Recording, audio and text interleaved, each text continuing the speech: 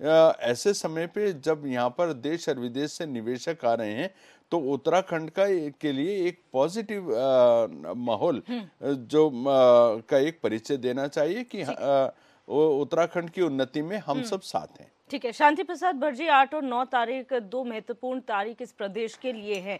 जो कांग्रेस कहती है 18 से इसको कंपेयर करती है और सरकार कहती है 18 तो मात्र एक ट्रेलर था, पिक्चर अभी बाकी है। क्या आपको भी यही लगता है? देखो दिव्या जी, सुनने में बड़ा अच्छा लगता है। 2 लाख करोड़ के इन्वेस्ट की बात करने वाली सरकार 3 लाख तक पहुंच गई।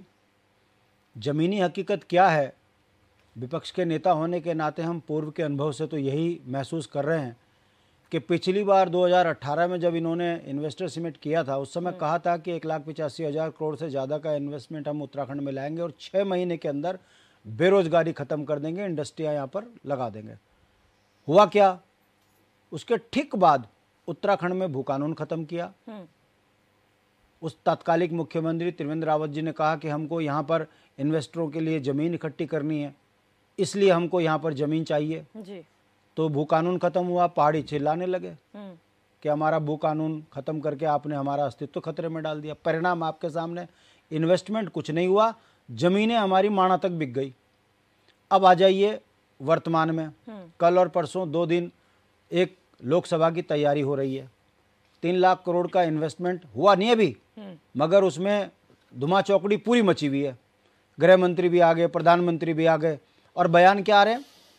500 रुपये से लेकर 2,000 रुपये तक हम जो है कार्यकर्ताओं से जमा करवाएंगे पार्टी फंड में। ये पहले की तैयारी बता रहा हूँ मैं आपको, क्योंकि जो 200, 250, 300 करोड़ रुपए बचना होगा वो कार्यकर्ताओं के नाम से पर्ची कटा के अकाउंट में डलवा दिया जाएगा।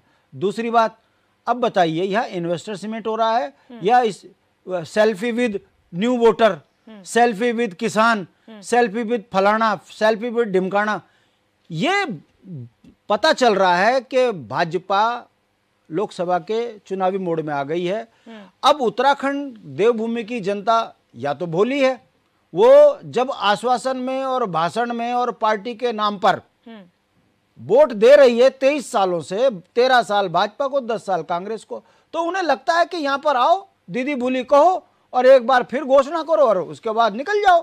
लोकसभा चुनाव हो जाएंगे, टाइम टाइम फीस। मैं आपसे पूछना चाहता हूं दिव्या जी, 3 लाख करोड़ की रकम सुनकर किसको खुशी नहीं होगी अगर मेरे राज्य में होगा?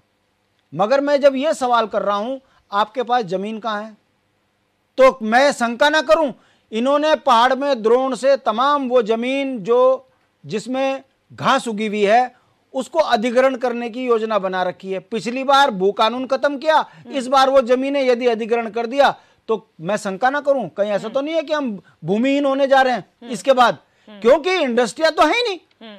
अब ये हमारी जमीनें, सरकारी जमीनें अगर किसी उद्योगपति को दे देंगे और उसके बाद कहेंगे कि यहाँ 200 रुपए की दिहाड़ी करो, जैसे बाबा रामदेव ने हमारे यहाँ यमकेश्वर में सैंज में किया हुआ, 6-6 महीने काम कराता है फिर भगा देता है। किससे लड़ोगे आप? बाबा रामदेव तो हाथ भी नहीं आता। वही स्थिति कहीं हमारी हो गई तो हम तो चिल्लाने लायक भी नहीं रहने कि अपने राज्य से पलायन करने को मजबूर हो जाएंगे। हम ये शंका कर रहे हैं। तीसरी बात, मैं क्यों ना कहूं कि ये लोकसभा की तैयारी है, इधर भाजपा अपनी राजनीतिक रोटियां सेकने की बात कर रही है एक चेहरे को लेकर आकर, और दूसरा हरीश रावत जी यहां बैठ गए गांधी पार्क में।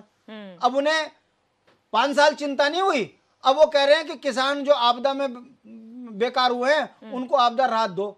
अरे भाई, हरीश रावत जी से हम पूछना चाह रहे हैं आज ही क्यों बैठे? अगर आप वाकई गांधीवादी विचारधारा के हो तो आपका राजनीतिक चरित्र, जब आप 5 साल 2.5 साल मुख्यमंत्री रहे तब तो आप गांधीवादी नहीं थे।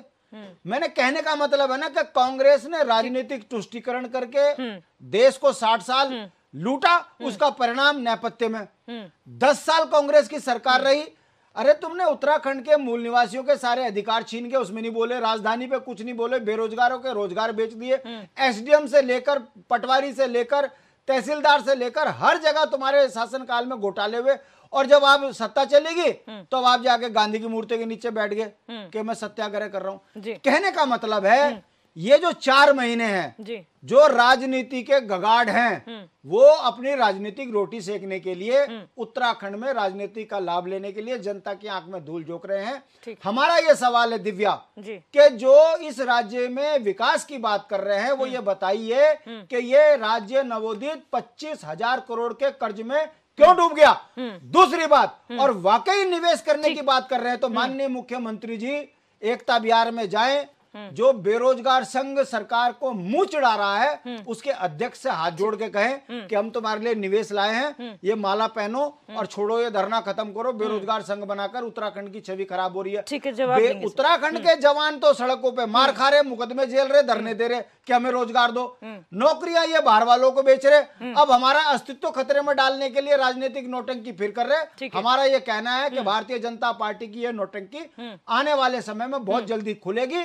और ये कहना इन्वेस्टर समिट से पहले कि 500 रुपए और 2,000 रुपए की हम पर्ची कटवाएंगे और सेल्फी विद न्यू वोटर, ये साफ बताता है कि लोकसभा की तैयारी सरकारी खर्चे पर इन्वेस्टर समिट के नाम पर भारतीय जनता पार्टी कर रही है और इससे उत्तराखंड की जनता की आंख में धूल झोंकने का काम कर रही है। हमें खुशी की बात है यदि 3 लाख करोड़ रुपए इस राज्य में इन्वेस्ट हो गए तो उत्तराखंड में हमारी गौड़ी बाछी भी जो है रोजगार से जुड़ जाएगी। दुर्भाग्य यह है कि झूठ फरेब जुमलों ने उत्तराखंड के अस्तित्व को खतरे में डाल दिया है। ये बात हम आप क्षेत्रीय दल के नेता होने के नाते बोल रहे हैं और भारतीय जनता पार्टी से उम्मीद करते हैं कि इस बार कम से कम आप सच तो बोल दो कि 3 लाख करोड़ इन्वेस्ट आप करोगे कहां, जमीन आपके पास नहीं है और झूठ बोलकर आखिर कितना जनता को धोखा दो। ठीक है, उमा सिसोदिया जी, आप लोग क्या मानते हैं जो इन्वेस्टर समिट यहाँ होने जा रहा है 2018 से कंपैरिजन आप लोग भी करते हैं जैसे कांग्रेस कर रही है, या आप इसे पॉजिटिव वे में देखते हैं कि चलिए एक सरकार ने नहीं किया तो कम से कम दूसरा नेतृत्व कुछ कर लेगा?